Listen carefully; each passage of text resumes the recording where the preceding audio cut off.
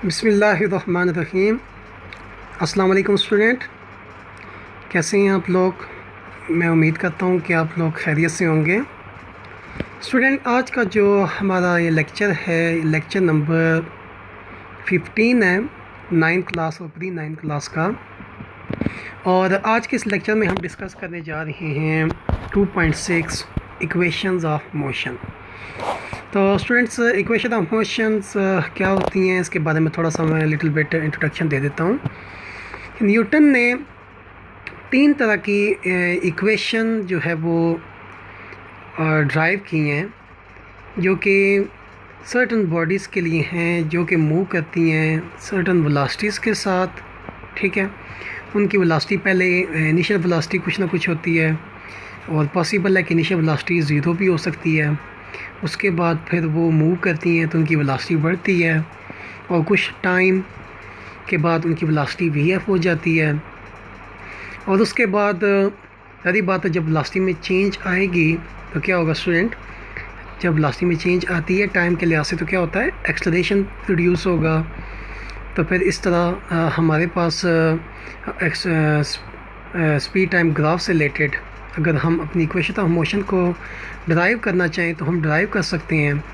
तो न्यूटन ने 3 तरह की इक्वेशंस जो है वो दी थी, और उन तीनों इक्वेशंस को हम इस यूनिट में हम एक एक करके ड्राइव करेंगे और उनको सीखेंगे। तो सबसे पहले स्टूडेंट हमारे पास आ जाते हैं इसी से रिलेटेड मल्टीपल चॉइस क्वेश्चन।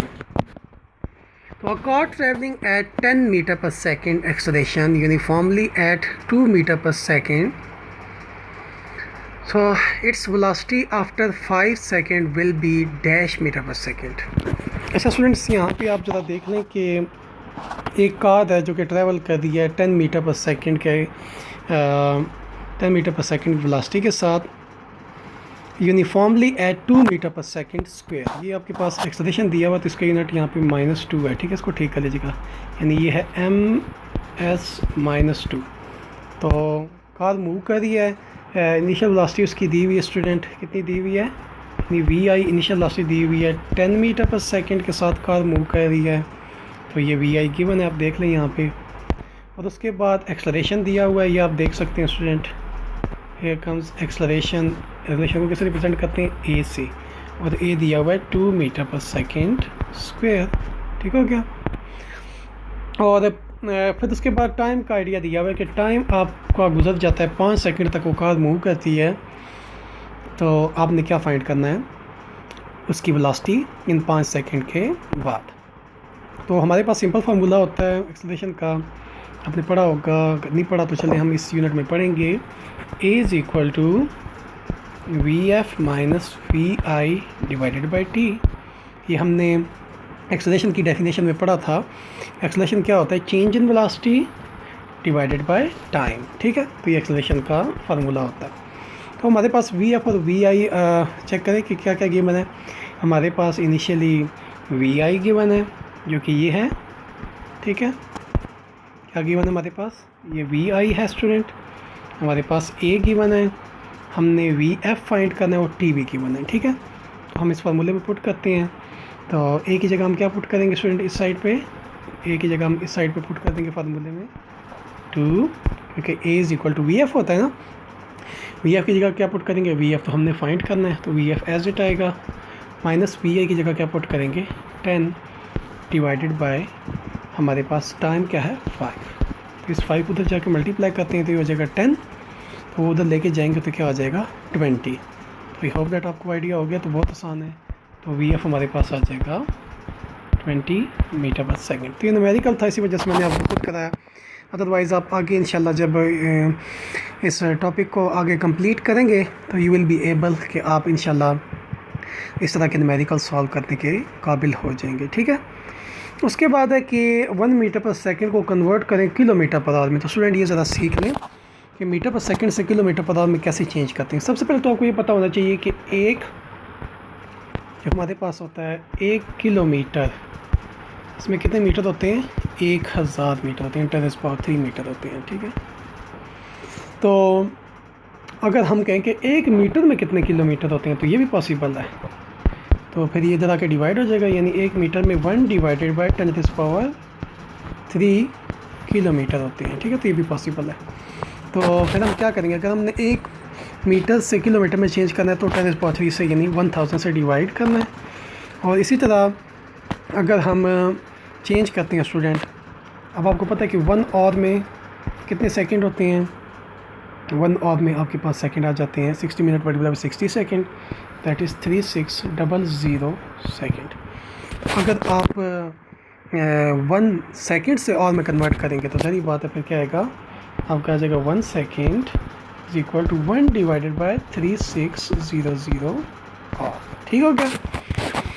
तो इस तरह अगर आपने 1 मीटर पर सेकंड को 1 किलोमीटर पर आवर में चेंज करना है तो 100% है, फिर आप लिखेंगे 1 मीटर पर सेकंड इज इक्वल टू, अब आपने देखें मैं क्या बताया था कि मीटर को से किलोमीटर में जब आप चेंज करेंगे तो किससे डिवाइड करेंगे, आप डिवाइड करेंगे 1 किलोमीटर 1000 होता है तो 1000 से डिवाइड करेंगे, ठीक है। इसी तरह अगर आपने चेंज करना है सेकंड से, जो कि पर सेकंड है ना, तो वो सेकंड नीचे होता है, ठीक है, यहाँ पे, तो वो ऊपर आ जाएगा, ठीक है।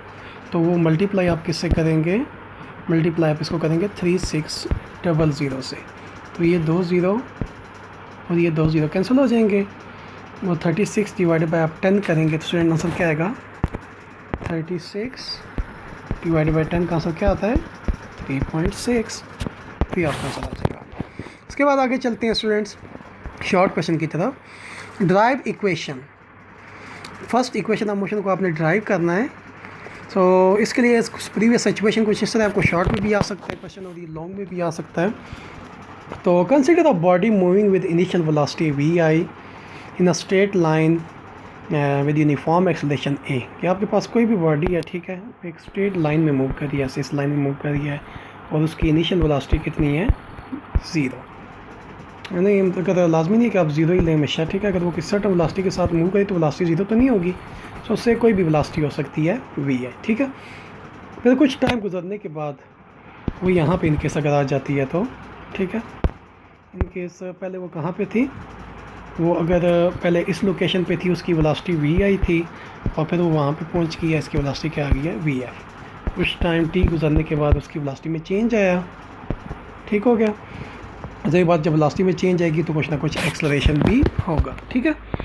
सो आगे क्या लिखा हुआ है कि टाइम t गुजरने के बाद उसकी वेलोसिटी क्या हो जाती है vf। The motion of the body is describe by the speed time graph has shown below by the line AB। अब अगर हम इसका ग्राफ देखते हैं, स्टूडेंट मैंने यहाँ पे क्लियरली मेंशन किया हुआ है, तो ये जो ग्राफ है ये रिप्रेजेंट कर रहा है जो कि स्पीड टाइम ग्राफ है।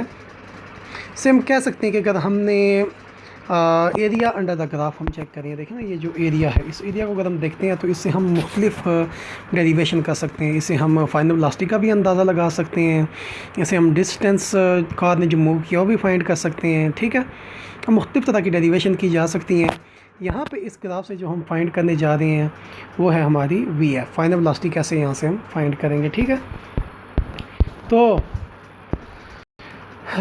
ग्राफ आपके पास गिवन है, तो यहाँ पे जो लाइन ए बी है ये स्लोप को रिप्रेजेंट करिए। ये लाइन आपको नजर आ रही है स्टूडेंट्स, ये वाली जो लाइन है ये ए बी लाइन आपकी स्लोप को रिप्रेजेंट करती है। स्लोप का फार्मूला हमारे पास होता है, slope is equal to, slope हमारे पास होता है बच्चों, slope is equal to rise divided by run, ये स्लोप का फार्मूला होता है। अब राइज जो होता है ना हमारे पास ये वर्टिकल लाइन होती है ऐसे, और रन जो होती है अलॉन्ग हॉरिजॉन्टल होती है, ठीक है। तो ये राइज है और ये वाली क्या है रन है। इन दोनों की जो रेशियो होती है ये स्लोप होता है। स्लोप अपने यहाँ पे क्या देगा एक्सेलरेशन। तो आप ग्राफ में देख रहे हैं ज़रा, आपके पास राइज जो है वो है, ये लाइन आपकी नज़र आ रही है, ये वाली ये राइज है और ये वाली क्या है आपकी रन, यानी बी डी आपकी राइज है और ओ डी आपकी क्या है रन, ठीक है। तो ये स्लोप है। The total distance covered by the body is shown by the shaded area under the line A B. जो शेडेड एरिया आपको ग्राफ में नजर आ रहा है वो टोटल डिस्टेंस है जो कि बॉडी कवर कर रही है। First equation of motion can be obtain as, तो अगर आपने first equation of motion find करनी है तो वहाँ पे अपने एक्सेलरेशन इनिशियली फाइंड करना है। तो एक्सेलरेशन होगा slope of the line A B is equal to B C divided by A C तो स्लोप ऑफ लाइन आप कैसे फाइंड करेंगे, बी सी आप देखें यहाँ पे ग्राफ में ज़रा, स्लोप ऑफ लाइन में आपके पास ये आ जाएगा rise B C divided by A C. Initially आप ये लेंगे स्मॉल ट्रायंगल के लिए, ठीक है। उसके बाद फिर कंपैरिजन करेंगे। अगर आप यहाँ पे देखें स्टूडेंट कि बी सी किसके इक्वल है, तो बी सी जो है वो यहाँ से यहाँ तक का डिस्टेंस है बिल्कुल एग्जैक्टली, क्योंकि ये एक जो है रेक्टेंगल बन रही है, ठीक है। तो आपका जो डिस्टेंस है ओ डी वो किसके इक्वल है, ए सी के। इसी तरह आपका डिस्टेंस सी डी जो है वो किसके इक्वल है, ओ ए के, ठीक है। तो स्लोप किसके इक्वल आएगी, B C divided by A सी। ये ट्रायंगल आपको नज़र आ रही है इसके अंदर है। तो अगर आप फाइंड करते हैं तो ये है हमारे पास आप स्लोप अगर देखें यहाँ पे, तो ये हमारे पास क्या है, राइज, और ये क्या है, रन, ठीक है। तो ये आपके पास आ जाएगा एक्सेलरेशन। तो एक्सेलरेशन का फार्मूला क्या होता है, rise divide by run, B C divide by A C. अब बी सी किसके इक्वल, अगर आप फिगर पे आते हैं तो बी सी हमारा है B D minus C D. यानी अगर आपने ये डिस्टेंस फाइंड करना है बी सी, तो बी सी फाइंड करने के लिए आप क्या करेंगे, आपका जो टोटल डिस्टेंस है बी डी, उसमें से आप सी डी डिस्टेंस माइनस करेंगे तो आपके पास ये वाला डिस्टेंस आपको मिलेगा, ठीक है। तो B C is equal to क्या है, C D minus B D minus C D, ठीक है।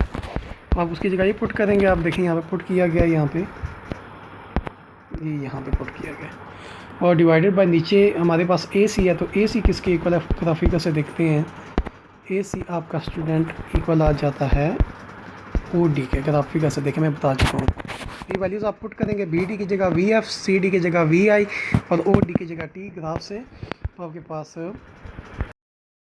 Relation V F minus V I divide by T, और ये किसके इक्वल होगी, अगर आप टी जाके मल्टीप्लाई कर देते हैं तो A T is equal to V F minus V I, और V F is equal to V I plus A T.